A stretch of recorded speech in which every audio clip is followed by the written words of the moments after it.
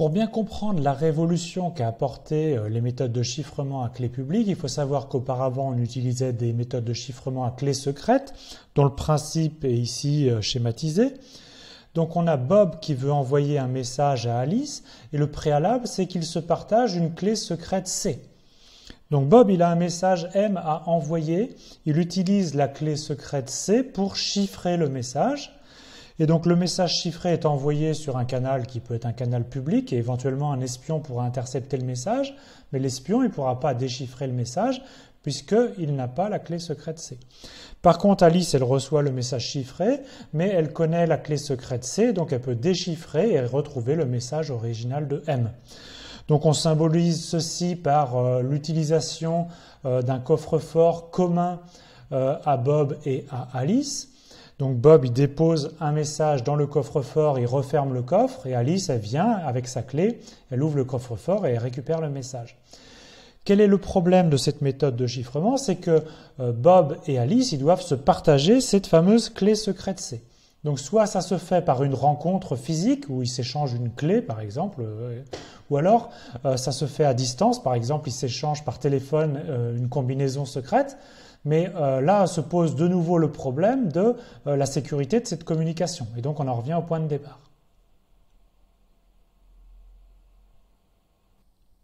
La mise en commun d'une clé secrète, c'est une grosse faiblesse des chiffrements à clé secrète. Alors la révolution vient des chiffrements à clé publique qu'on va symboliser ici par l'utilisation d'une boîte aux lettres qui appartient à Alice. Donc Bob, il veut envoyer un message secret à Alice et Alice, elle a installé devant sa maison une boîte aux lettres dont tout le monde a l'accès. Donc Bob, pour envoyer un message, il dépose son message dans la boîte aux lettres d'Alice, mais il n'y a que Alice qui a la clé pour ouvrir la boîte aux lettres et récupérer le message. Alors, plus en détail, c'est schématisé ici par ce petit dessin. Donc Bob veut envoyer un message à Alice. Alice, au préalable, elle a préparé deux clés en fait. Une clé publique et une clé privée. Comme son nom l'indique, la clé publique, Alice, elle la diffuse à tout le monde, tous ceux qui l'intéressent. Par exemple, elle la dépose sur sa page web. Et évidemment, sa clé privée, c'est sa clé secrète. Elle seule la connaît et elle la garde précieusement secrète. Donc pour envoyer un message, Bob, il va récupérer la clé publique d'Alice et avec ça, il va chiffrer le message. Le message chiffré est envoyé, éventuellement un espion pourrait récupérer le message mais il ne pourrait rien faire.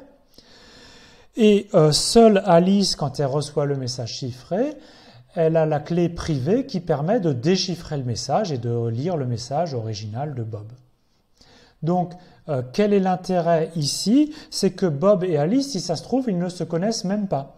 D'accord? Ils n'ont pas besoin de se rencontrer, ils n'ont pas besoin de se connaître. Bob, il a juste besoin de récupérer la clé qu'Alice a publiée.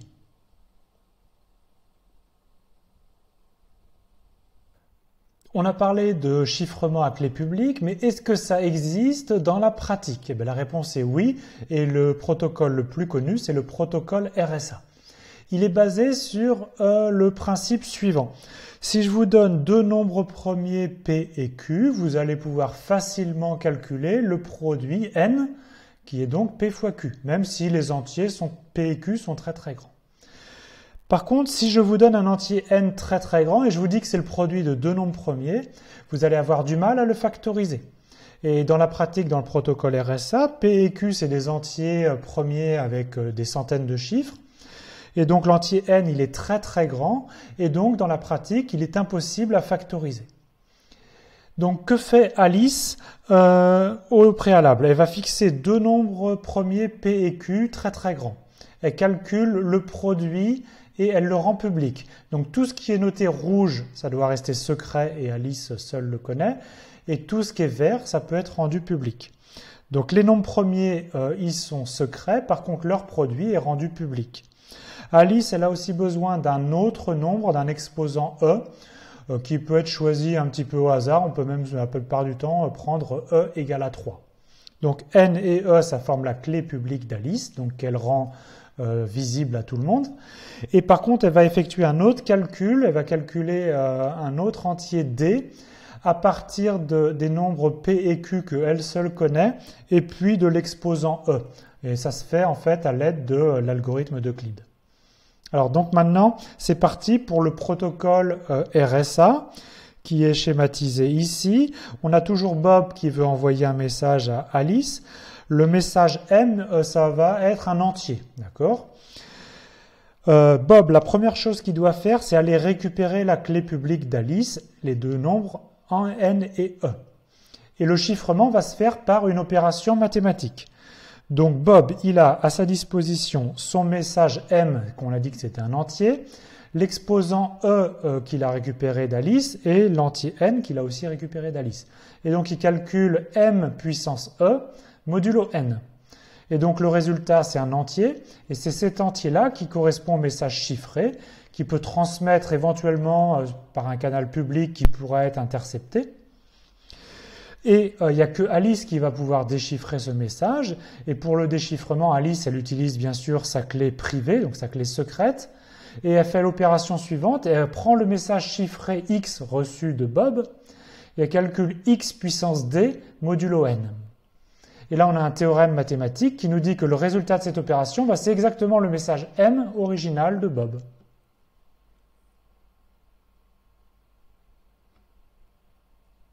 On passe aux détails du protocole RSA. Tout d'abord, Alice, elle a un travail préparatoire à effectuer. Donc la première chose qu'elle doit faire, c'est qu'elle doit choisir deux nombres premiers distincts P et Q. Et dans la pratique, c'est des nombres premiers avec beaucoup de chiffres. Tout ce qui est rouge doit rester secret. Donc ces deux nombres premiers-là, ils doivent rester secrets. Par contre, on a dit, elle calcule le produit P fois Q et elle rend public le résultat.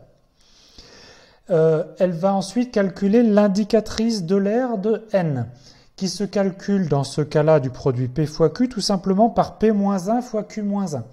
Ce qu'il faut bien comprendre, c'est que pour calculer l'indicatrice de l'aire de N, on a besoin vraiment de la factorisation, donc de connaître les facteurs P et les facteurs Q.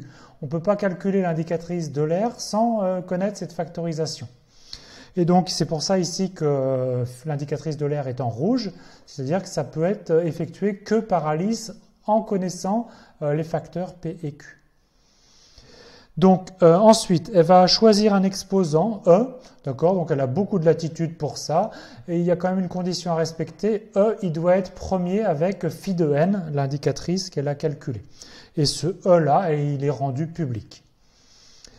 Ensuite, elle a une opération mathématique à effectuer. Elle doit calculer l'inverse de cet exposant E modulo phi de n. Donc, elle seule connaît phi de n et donc elle seule peut calculer cet inverse-là. Comment est-ce qu'on calcule un inverse modulo phi de n? Eh bien, en fait, c'est l'algorithme d'Euclide avec les coefficients de Bezout qui déterminent le PGCD qui est ici 1, parce qu'on sait que le PGCD entre E et phi de n, c'est 1. Donc, on effectue l'algorithme d'Euclide, on a les coefficients de Bezout, et un des coefficients de Bezout, ça correspond exactement à D. Donc ça, c'est quelque chose qui est classique et très simple à effectuer. Donc, je vous rappelle que être inverse de E modulo phi de n, ça veut dire qu'on a D fois E est congru à 1 modulo phi de n. Ça, c'est la clé pour expliquer que le déchiffrement, ça donne bien ce qu'on veut. Et donc maintenant, la clé publique d'Alice est constituée des entiers N et E. La clé privée, donc la clé secrète d'Alice, est juste constituée de l'entier D. Et Alice, elle peut éventuellement détruire en secret ces entiers P, Q et phi de n dont elle n'aura plus besoin.